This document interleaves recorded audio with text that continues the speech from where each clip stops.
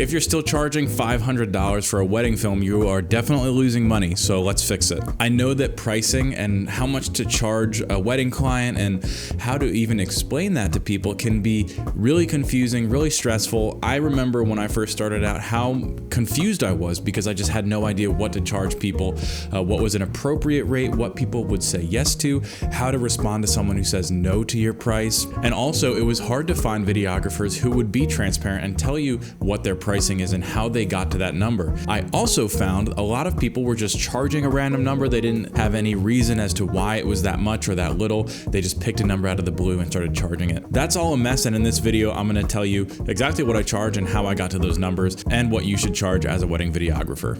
So pricing obviously is important. You want to get paid, and you want to get paid what you're worth, and a wedding is not just a simple day of shooting. Now with any given wedding you're going to be shooting anywhere from 4 to 12 hours. Most of my weddings I'm filming for 8 to 10 hours, but you also have to factor in things like editing, travel, all the gear that you need to buy and transport, insurance, software, additional labor costs if you have second videographers, editors, advertising, marketing, things of that nature. And this is really important to understand. If you undercharge, if you just say, I'll shoot your wedding for $700 and you don't think about any of that stuff, you don't think about the fact that you need a new SD card or that you have to pay $75 in tolls to get to the wedding. If you don't think about that stuff, you're not going to be able to sustain yourself. So sustainability is the key foundation of your pricing structure. You need to keep going. You need to be able to live. You have to pay your rent, buy groceries. And if you undercharge or don't have a reason for the number that you're charging, you're not going to be able to do those foundational things. Now, if you're just starting out, maybe your skill set isn't where you want it to be, you've never shot a wedding before, or you've only shot a few weddings and you're not exactly at the professional level yet, you definitely can't start charging premium pricing. And in 2025, a realistic starting price for a new wedding videographer, and now this is somebody who knows how to use their camera, can at least get through the day and edit a great highlight for the client, I would be looking at something like $800 to maybe on the higher end $1,500. Now again, this is assuming that you know how to use your equipment, you have some ability to talk to clients and sell yourself, you've maybe done a couple practice edits with somebody else's wedding footage, or you've second shot for people. This is going to be that price range for a beginner. Again, that's like $800 to $1,500. Now, your goal is not to stay here that long. Your goal is to use this time period, this early on period as a wedding videographer, to gather footage. You need to have a portfolio, and without filming weddings, you're not going to be able to make one. So this is a time where you're going to say yes to a cheaper job. Yes, $800 to $1,500 is not that much money for a wedding. It's really cheap for a wedding. It shouldn't be hard to find people who say yes to this because that's a very affordable price. Use that footage to build your portfolio and start to learn things. Every wedding that you film at this price point needs to be a learning experience for you. Talk to the other vendors, get wisdom and insight from them, ask them how long they've been in the business, start to network, get to know them, follow them on all social media, hype them up, comment on their things, repost their things. This is going to start to build connections where they might refer you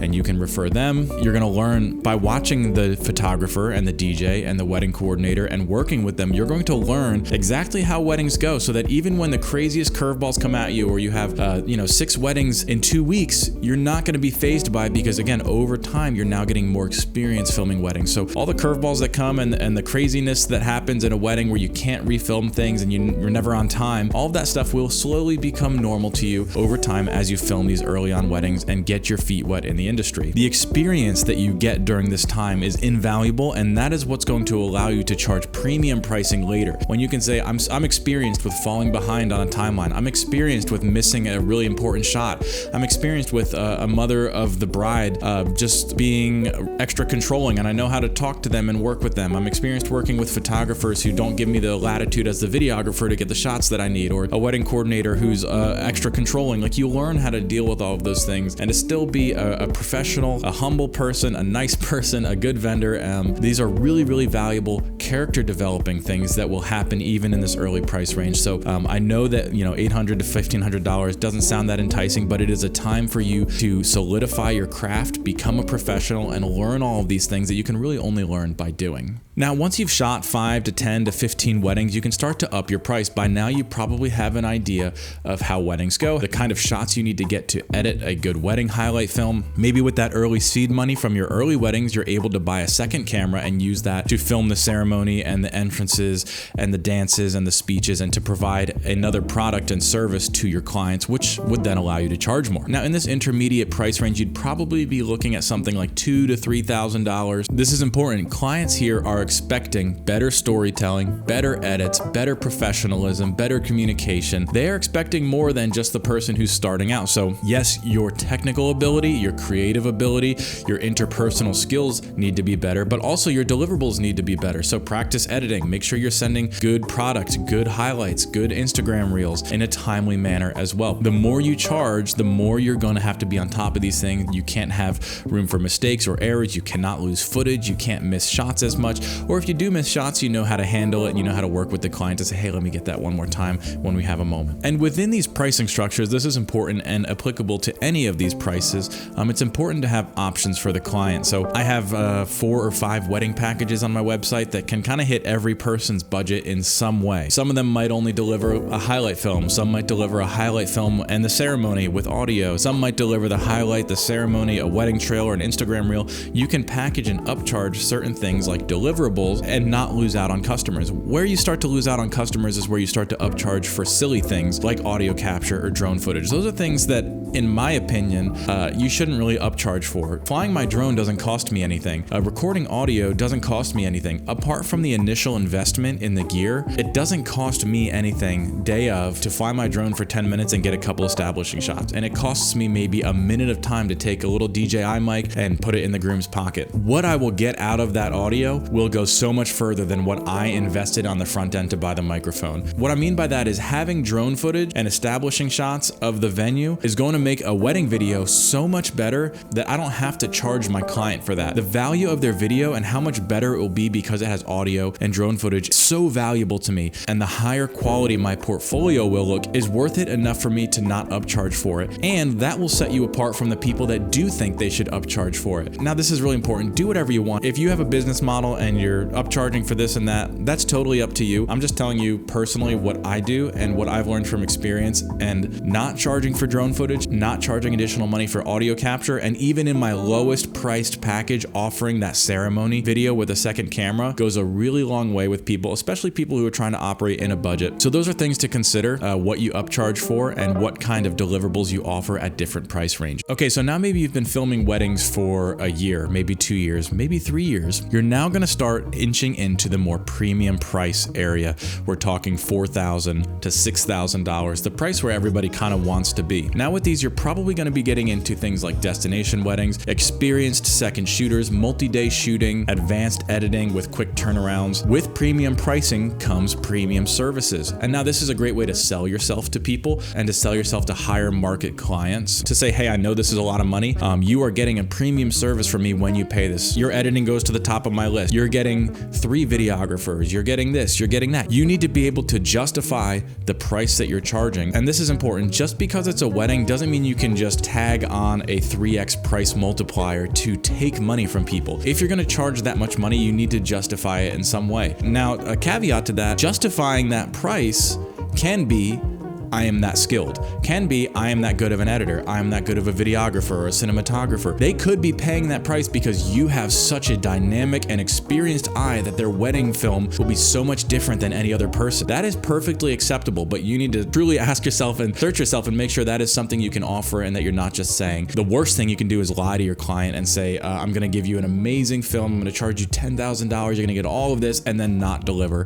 That would be detrimental to your business, detrimental to you, and it's just not good practice and not the right thing to do. So once you start to inch into that premium pricing, consider the services you're going to offer and make sure you can deliver on them. So now you have to determine your own price, right? I walked you through, there's the beginner price level, there's intermediate price level, and then there's the premium price level. But what should you charge? And that's the question you've probably been asking yourself this whole time. I still ask myself that all the time. Sometimes when I tell people my prices, they go, you should charge more. And sometimes people say, you're charging that much? Pricing is very relative to a couple things. Like I said, one, pricing is relative to your skills, ability, and experience. Pricing is also relative to the area that you live in. Now, I live in southeastern PA near Philadelphia, and it's a pretty big wedding area. The industry here is booming, and the average wedding photographer is going to charge around $5,000 to $6,000. So it does make sense for me to push my prices to around that level to meet the expectation of a photographer's charge. On the flip side, good friends of mine live in North Carolina, and when I go visit them, it's definitely a different economy there. The cost of living is lower, but the average wage is lower as well, so charging $5,000 for a wedding is almost unheard of where they live. So you do have to take into consideration your location and what the local economy is like as well. Also consider how many weddings you can or want to shoot in the span of a year. Now, most likely when you're first getting started, you're not going to hit that number. If you say, I want to shoot 50 weddings, I want to shoot one wedding every weekend almost all year, probably not going to hit that in your first couple of years unless you have crazy marketing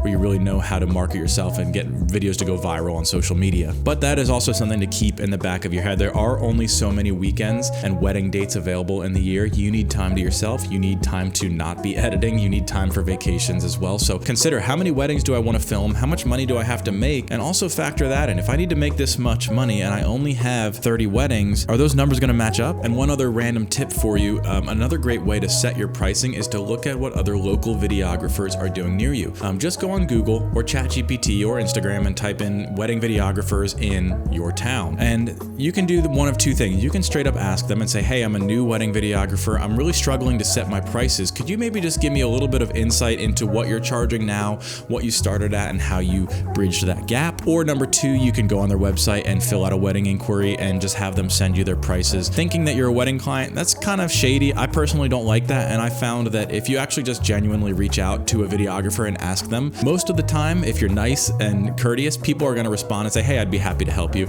I personally would be happy to help you. But like I said previously, depending on where you live and what the economy is like, prices may vary. A few other odd bits and ends here. Make sure your website is up to date. Make sure you're always posting on social media that people can see the kind of work and quality of work that you do. Work on improving your client experience. When you get wedding inquiries, respond to them as soon as possible. I send a text message almost immediately when I get a wedding inquiry, just saying, hey, congratulations on your engagement. I'm available for your wedding date. I'm going to be sending over you my prices in 3 hours when I get home. I just wanted to say hi, connect, and again, congratulate you on your engagement. You can use websites like Honeybook. That's what I use. There's a link in the description for 30% off if you want to sign up for that as well. I use that and it's really awesome. It automates a lot of things like wedding leads. They have built-in platforms for creating your services, for creating contracts, proposals, payments. Everything can be handled in there. I'm not sponsored by them in any way. Ever since I switched to Honeybook, my business has gotten so much smoother. My client experience has gotten so much better. And there are other platforms to use besides Honeybook, but that's just what I use. And if you're interested in finding one, instead of just going through like email and Apple Notes like I was for so long, again, you can hit that link in the description of this video. Well, I said it before, but make sure you're networking with photographers and wedding vendors. Word of mouth is huge. I have a list on my iPhone, a little note that's running of photographers I've worked with that I'm friends with or that I've liked to work with. And anytime a video client, a wedding videography client reaches out to me and says, hey, do you know any photographers? I just send them that list. So not only do I want to curate that list so I can help my potential clients, but if other people are making lists of videographers that they like, I want to be on that list. So I'm going to be nice to vendors. I'm going to see how I can help vendors. I'm going to promote their stuff. I'm going to tag them in what I post. I'm going to comment on their stuff. I'm just going to stay visible on social media. So next time someone asks them, do you know a videographer for me? They'll think, you know who's always commenting? You know who was a pleasure to work with? You know whose stuff looks really good? Pete. And that's a really easy way to network at weddings and on social media. And don't just jump your wedding prices up by $1,000 at the end of this video. I know the temptation can be there to just say, oh, I'm only charging this much and he said this much. I'm going to go nuts and double my prices or something. Don't do that. Work your way up in increments. One thing I do is offer a $500 discount on my main package, but every 4 months, I actually raise the price of all of my packages a little bit. So while people are getting a little bit of a discount on my most popular package, over time, that price is actually going up. And it also says on my website, hey, this deal ends at this date. Prices are going up the next day. And I edit that once every 4 months on my website and slowly inch my prices higher. And also as an added benefit, when people see that that package is on sale and that sale is going to end at a certain date, they are then incentivized to book me faster. Okay, I know that was a lot, especially at the end. That was a lot of random little details, but again, just charge based on value, not based on just how much you want to earn. What can you give to your clients? How good are you at crafting a wedding video? What is your experience and ability like working with clients and other vendors? How long have you been in the industry? What sets you apart from other wedding videographers? And put yourself into one of those categories right now: beginner, intermediate, or premium. And if you're in those categories, it's a little bit easier to set your price depending on the local economy. I really hope this video helped you. I know how frustrating and hard it can be to set the right price and to even raise your prices and to feel the worry of, will people book me at this price? But if you follow the things that I listed out in this video, those are the exact things that I've done to work my way from charging $500 and $700 for my first few weddings to almost $5,000 for every wedding that I film now. Those prices are only going to continue to go up over time, especially as you become a better wedding videographer. So again, I hope this video helped you. If it did, please subscribe to my channel or like this video or just comment and say that this video helped you so I know to keep making things like this for wedding videographers, and I will see you in the next video.